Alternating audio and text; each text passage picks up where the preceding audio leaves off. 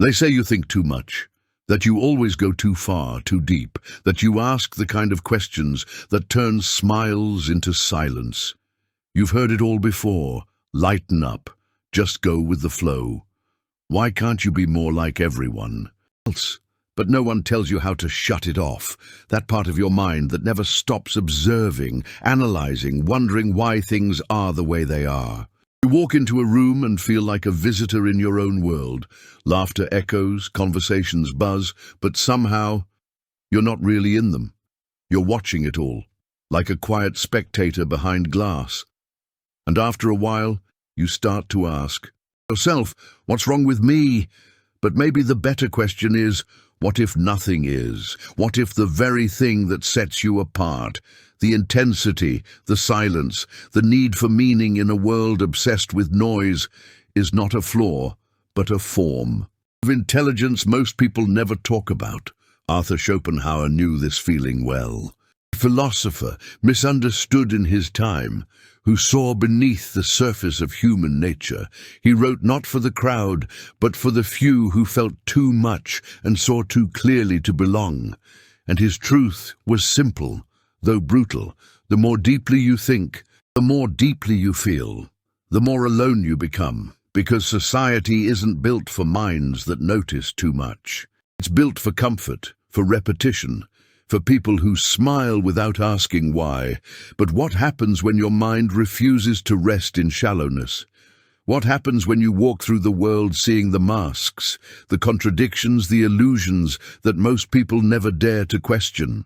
You become the one who's too quiet, too intense, too honest. You become the one who ruins the mood by asking the question no one wants to answer. You say what others only think in passing, and slowly they pull away, not because you've failed, but because you remind them of something they're not ready to face. That's the tragedy no one talks about. Real intelligence, raw, deep, untamed, doesn't just isolate you. It unsettles others, because in a world addicted to ease, comfort, and fitting in, you stand out without trying. You see through things they've convinced themselves to believe. And that kind of clarity, it comes with a cost. You laugh less. Small talk becomes unbearable. You drift, you detach. And over time, it feels like you're watching the play of life, but never cast in the role. You try to play along. You smile at the right times. You nod when expected. But deep down, there's a growing ache, a silent question. Will anyone ever see me as I really am? Maybe not, but maybe that's not a curse. Maybe it's the beginning of waking up, because in this video, we're not here to tell you to fit in. We're here to tell the truth. One Schopenhauer whispered through centuries of misunderstanding that society doesn't reject intelligence because it doesn't admire it. It rejects it because it fears it. And if you've ever felt too deep for this world, too awake in a room full of sleepwalker, you're not broken. You're just thinking clearly in a world built on denial. And in that quiet awareness, there's something rare and real. It often starts when you're young. You sit in a classroom full of kids your age. They're laughing, playing, talking about things that seem to light them up. But you're somewhere else, quiet, watching, wondering. You don't feel better than them, just different. Not distracted, but deeply focused on things no one else seems to notice. While others giggle at jokes you don't understand, you're lost in thought, asking questions that feel too big to say out loud. Why do people pretend to care when they don't? Why do they say things they don't mean? Why does everyone seem so comfortable in a world that feels so strange? You try to hide it. You try to fit in. You smile when you're supposed to. Laugh. When expected, nod along like you're in sync. But deep down, you feel like a stranger in your own skin, like everyone else got a script, and you're the only one who didn't. Over time, you start to wonder, is something wrong with me? That question doesn't go away. It just grows quieter, buried under years of trying to be acceptable, to be normal, to make others comfortable. You learn the rules. Don't speak too honestly. Don't go too deep. Don't ruin the moment by being real. And so you perform. You become a version of yourself that they can handle, all while hiding the version they could never understand. What you don't realize yet is that this isn't a personal failure. It's a pattern, a silent exile that happens to those who carry more awareness than the room around them. And this, Schopenhauer believed, is not weakness. It's the painful evidence of intelligence. Not the kind that earns awards or applause, but the kind that sees through the performance, that questions what everyone else simply accepts, because that's what deep intelligence does. It notices what's missing. It senses the truth behind people's words. It hears the silence in conversations filled with noise. And that kind of awareness, it doesn't make you popular. It makes you dangerous, not in a violent way, but in the way a mirror is dangerous to someone who doesn't want to see, in the way a question is dangerous in a room full of people clinging to answers, in the way clarity disrupts comfort, so you find yourself alone, even when surrounded by others. You speak and the room grows quiet, not because you're wrong, but because you're different. You bring a weight to the moment, and most people don't know what to do with it. They want easy, they want light, they want distraction, and you want meaning. This is where the loneliness begins. Not from being unwanted, but from being unseen. You don't crave attention, you crave resonance. You want someone who not only hears your words, but understands the silence behind them. Someone who doesn't just nod along, but feels the depth of what you mean. And that kind of connection, it's rare, so rare that you begin to wonder if it even exists. But here's what Schopenhauer understood better than most, that this pain, this distance, this quiet sorrow, it's not a defect. It's the consequence of consciousness. The more deeply you think, the more difficult it becomes to live on the surface. And society, for the most part, lives on the surface. So if you feel like you don't belong, if your thoughts are too loud, your feelings too heavy, your silence too deep, understand this. You are not broken. You are not alone. You are simply awake in a world that prefers to sleep, and while it hurts to carry that awareness, it also means something profound.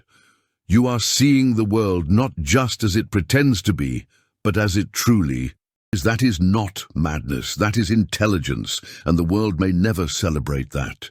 But it cannot take it from you. Arthur Schopenhauer wasn't interested in making the world feel good. He wasn't a philosopher of hope or sugar-coated optimism. He didn't tell people what they wanted to hear. He told them what most were too afraid to say, that life in its rawest form is suffering, that the more awake you are, the more you will feel it. Not because something is wrong with you, but because something is deeply wrong with how the world pretends everything is fine.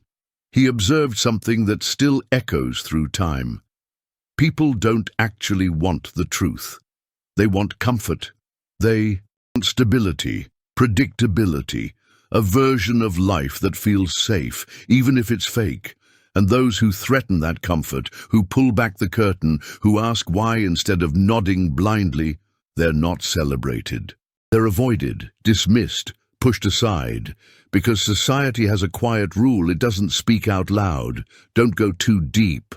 Don't think too hard. Don't question the story we've all agreed to believe, the job titles, the politics, the roles, the rules. Just play your part and smile.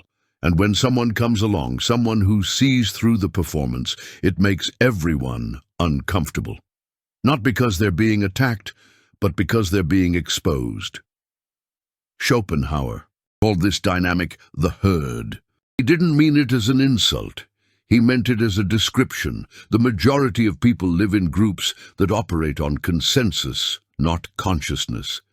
They follow what's popular, what's easy, what doesn't make them confront themselves. And when someone steps outside of that, when someone refuses to play along, the group reacts, not always with words, but with silence, with distance, with rejection, because thinking differently in a group that depends on sameness is a threat. So what happens to the intelligent, the ones who question things instead of obeying? the ones who ask inconvenient questions, who see patterns no one else notices, who won't let go of the truth even when it makes them lonely. They become outsiders, not because they want to be, but because they have to be, because their vision doesn't let them belong to a world that celebrates illusions. That's the paradox Schopenhauer spoke of. The more intelligent you are, the less you fit. Not because you're superior, but because you can't unsee what you've seen. You can't laugh at what everyone else finds funny. You can't cheer for a system you know is broken. You can't unknow what's real, no matter how much it hurts. And society, sensing this difference, pulls away. The most intelligent among us are not hated because they are wrong. They are hated because they refuse to lie, because their minds cannot conform, no matter how hard they try. And in a world built on conformity, that's not just inconvenient, it's dangerous. But Schopenhauer didn't say this to make you bitter. He said it to make you strong, to help you see that your exile has a reason, that your silence is not failure, it's evidence of depth, that being misunderstood might not be the end of your story, it might be the beginning of your truth. So if you've ever felt like the room changes when you speak, if you've been called intense, difficult, too much, too different, it's not because you're wrong, it's because you're awake. We say we admire intelligence, we put it on magazine covers, quote philosophers on social media, and celebrate geniuses after they're gone. But in everyday life, in classrooms, in boardrooms, in friendships, even in families, we reward something else entirely. Compliance, simplicity, agreeability, and anything that threatens that, no matter how true, is quietly pushed away. You might have noticed this. When you speak your mind, the room shifts. When you question the way things are done, people glance at each other before looking away. When you bring truth into the open, you don't get applause, you get silence. And sometimes silence is the loudest form of rejection. It's not because you are unkind, it's because your clarity made others uncomfortable. Because your presence challenged the illusion they were trying to maintain. In the workplace, they call it not a team player. At school, it's disruptive. In relationships, it's too intense. The words are different, but the message is always the same. Stay in line, be easier to digest. Don't bring up what we're pretending not to see, but you can't help it. Your mind doesn't rest on the surface. You notice details others miss. You spot inefficiencies, contradictions, broken systems, and you speak up. Not to be difficult, not to be arrogant, but because you care, because you want things to be better, because truth matters more to you than belonging. And that's the problem, because in many spaces truth is not welcome unless it's wrapped in comfort. Complexity is seen as a burden.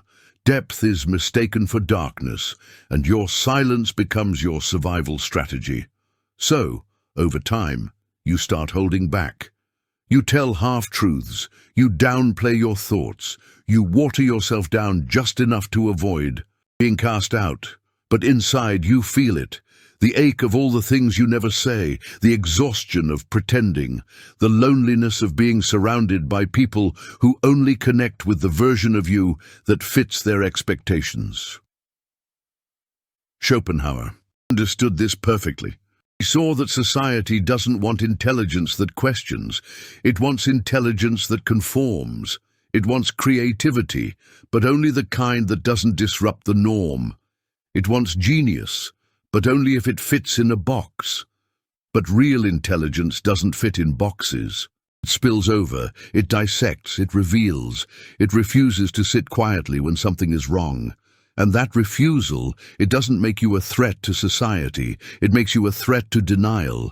And denial is what so many people live inside every day. So, when you're sidelined for asking too many questions, when you're excluded for not playing along, when you're left out, not because of who you are, but because of what you represent, don't take it personally. Take it as a sign, not of your failure, but of your depth, because if you've ever felt like you're being punished for your clarity, it's not your fault, it's your gift. It just doesn't shine the way the world expects it to. There's a particular kind of loneliness that doesn't come from being alone. It comes from being unseen, from speaking and realizing no one really heard you, from sitting in a room full of people who smile at your presence but couldn't begin to understand what's going on inside you. And so you learn to stop sharing. You learn that silence is easier than explaining, that it hurts less to be quiet than to be misunderstood. You keep your thoughts tucked away, not because you don't have something to say, but because you've learned that most people only want a version of you they can handle. But even then, the ache doesn't go away. You still long for something, not attention, not praise, but resonance. Someone whose eyes don't glaze over when you speak about meaning, mortality, beauty, suffering. Someone who doesn't just listen to your words, but hears the spaces between them. Someone who doesn't just nod, but says, "I feel that too." And the longer you go without it, the deeper the longing becomes. You start to question whether such a connection even exists, whether your mind is simply too different, too layered, too intense for this world. You start to wonder, is it better to keep my thoughts to myself forever, just to avoid being alienated again? This is the secret. Suffering of those who feel too much and think too deeply. It's not the pain of being disliked, it's the pain of being invisible in plain sight. You move through the world, nodding and smiling, all while carrying entire galaxies inside you that no one ever bothers to explore. And yet, that inner world doesn't go away. It waits, quietly, for the moment you stop pretending, for the moment. You speak again, not because someone else is ready to hear, but because you're finally ready to be real, even if no one understands. Schopenhauer saw this emotional paradox. He knew that true intelligence does not simply mean knowing more. It means feeling more, seeing more, being unable to ignore the contradictions everyone else seems content to live with. And that clarity comes with a price, a kind of emotional exile, a sense that no matter how many people you meet, no one truly meets you. But he also believed that this suffering was not meaningless, that the very pain of being different was a sign, not of weakness, but of awakening. That the ache for deeper connection is not a flaw. It's evidence that your soul still longs for truth in a world built on illusions.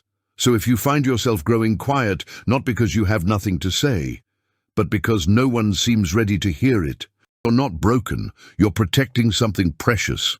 Your clarity, and even if no one else sees it, even if your thoughts echo in rooms that can't contain them, remember this: just because others can't meet you where you are, doesn't mean you need to shrink to meet them where they're comfortable. Sometimes the silence around you is not a rejection, it's a sign that you've stepped beyond the surface, and very few are willing to follow. Sometimes the rejection you face has nothing to do with your flaws. It has everything to do with what your presence reveals in others. When you walk into a room and speak with clarity, when you ask questions no one else is asking, when you point out what others are carefully ignoring, you disrupt something. Not a system, a comfort, a fragile self-image, because most people aren't fighting for truth. They're protecting the illusion that they already have it. Schopenhauer understood this long before modern psychology caught up. He saw that most people don't reject intelligence because they envy it. They reject it because it challenges their sense of self. When you speak with awareness, you don't just introduce a new thought, you awaken discomfort. You stir something buried, and discomfort is a threat. It doesn't matter if your words are calm or even kind. What people hear is not just what you said, but what it makes them feel about themselves. Insecurity has a sharp ear.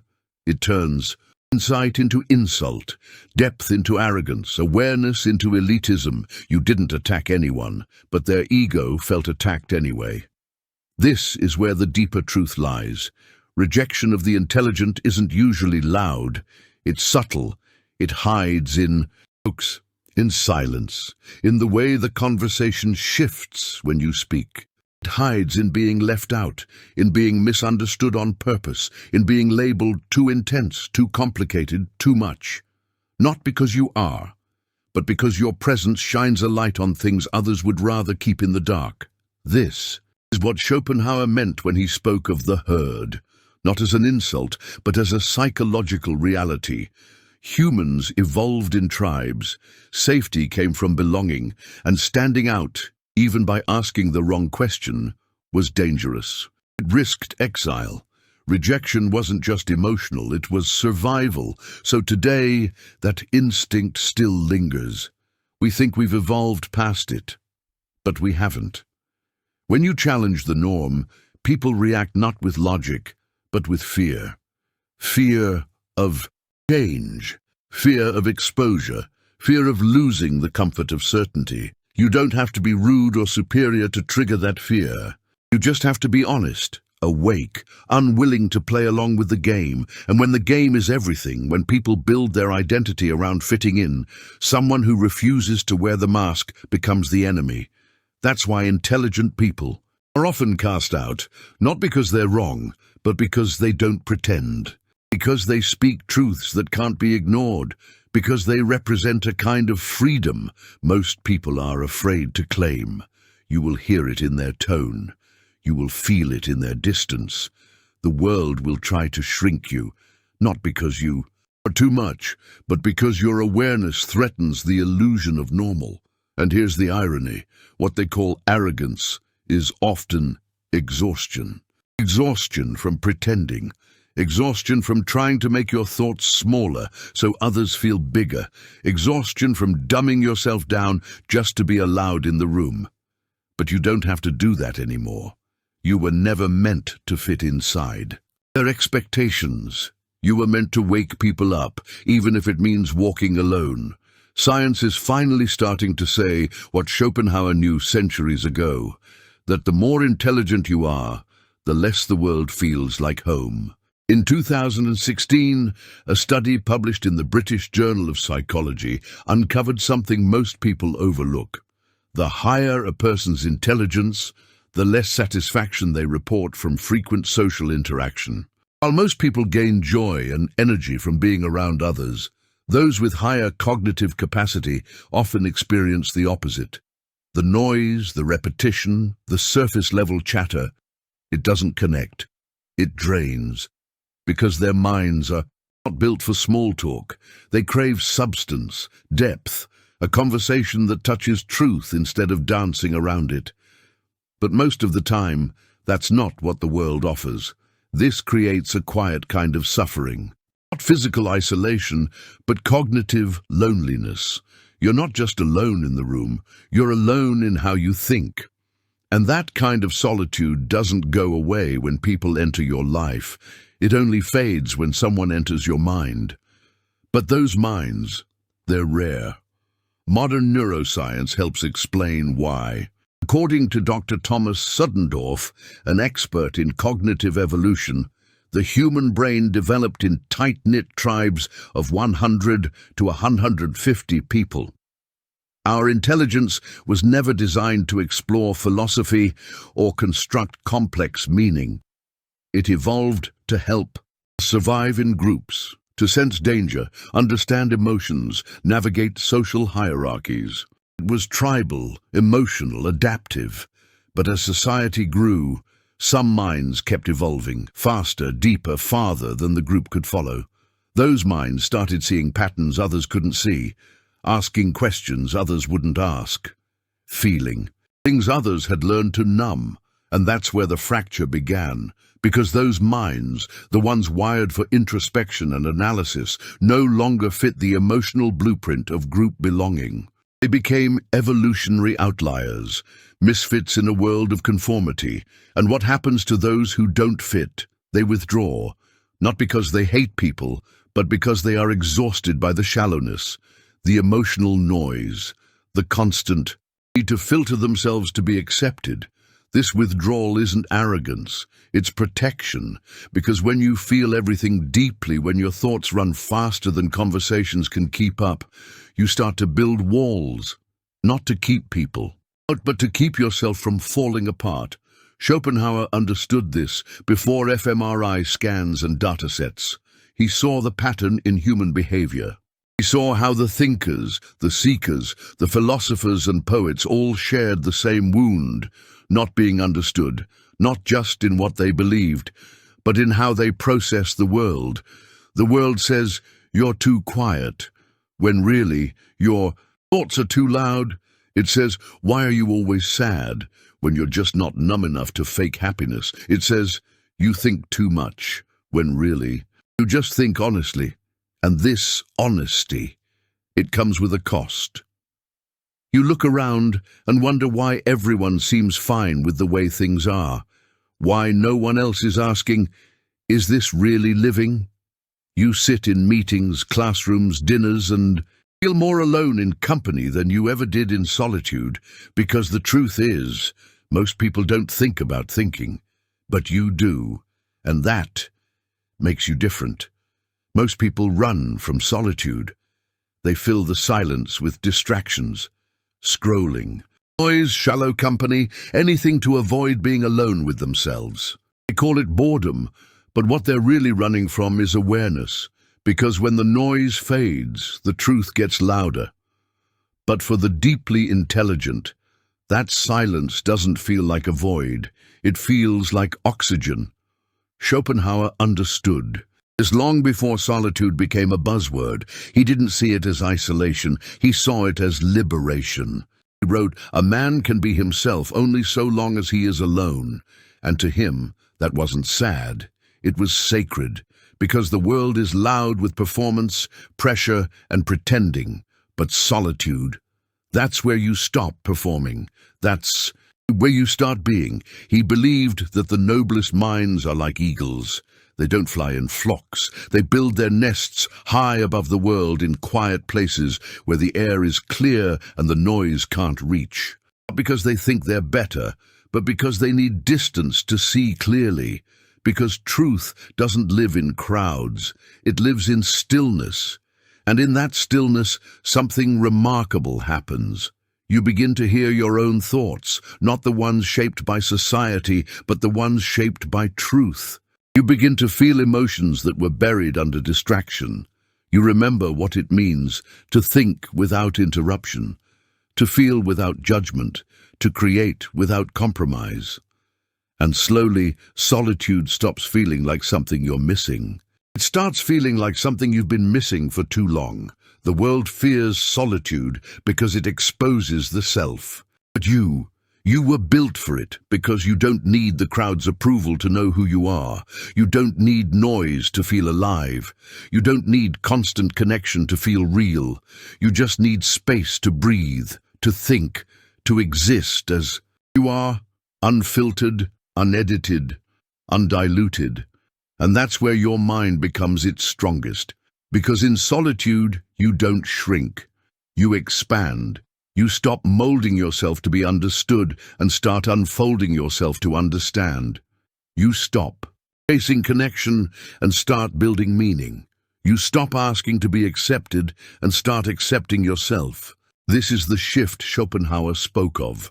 The transformation of exile into elevation, the moment when rejection stops feeling like failure and starts feeling like freedom, because the world that once made you feel too much, too deep, too different, suddenly feels too small. And from that space, high above the noise, you begin to see everything differently. You notice beauty in places others overlook. You find patterns in chaos. You discover clarity in darkness.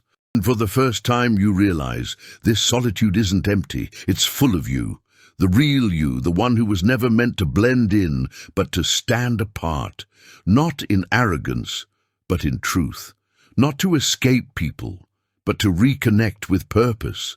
Because, maybe, the point was never to belong. Maybe the point was to become. The deeper you think, the more you'll lose. That's the part no one tells you. You'll lose easy conversations, comfortable friendships, and the kind of laughter that comes without awareness. You'll lose the ability to pretend, to unsee, to unknow, and in return, you gain something. The world doesn't always know how to value truth, but truth comes with a cost. It isolates, it confronts, it exposes. It doesn't wrap itself in comfort or arrive with applause. It arrives quietly, like a crack in the wall of everything you once believed, and once you see it, you can't go back. You stop playing the game. You stop chasing the things they told you would make you whole.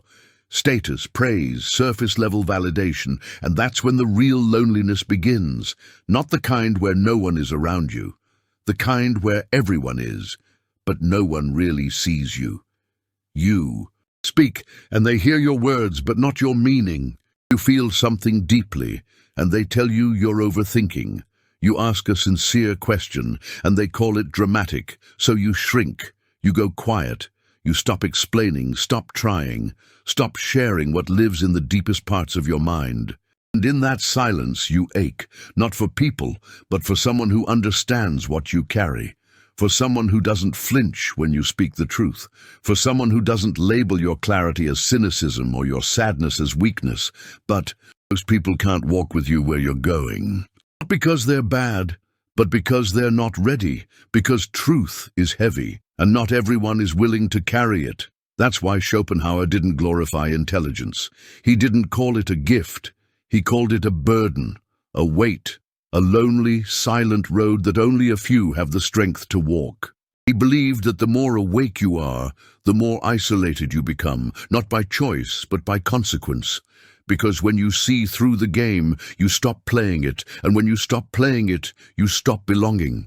But maybe, just maybe, that's the point. Maybe the goal isn't to belong in a world that thrives on illusion. Maybe the goal is to stay awake in a world that would rather you sleep. To stay honest in a world that rewards performance. To stay deep in a world that floats on the surface. Because in that clarity, in that disconnection, in that quiet, aching truth, you are becoming something rare. Not perfect, not complete, but real. You are no longer trading your awareness for their approval, no longer dimming your light to avoid being alone, no longer editing your soul just to make others comfortable. And in that choice, there is power, because when you stop betraying your mind, you begin to belong to yourself, and that is the beginning of true freedom.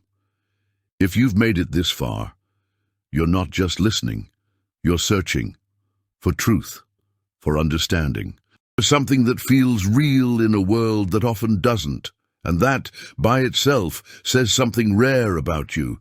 You've probably been told that you're too sensitive, too serious, too thoughtful. That you need to stop thinking so much, stop feeling so deeply, stop questioning what everyone else just accepts. But here's the truth. You don't need to change who you are. You need to understand why you are. What you carry, the intensity, the silence, the ache for something deeper. It isn't brokenness. It's clarity. The world tells you to hide it, to numb it, to shrink it. But Schopenhauer would say the opposite. He would say, let the world reject you. Let it misunderstand you. Let it call you difficult, strange, distant, cold. Because that rejection isn't proof of your failure, it's confirmation of your difference. And in a world obsessed with comfort, difference is dangerous, but it's also sacred, because when you stop chasing the crowd, you start finding your path. When you stop needing to be understood, you start becoming whole.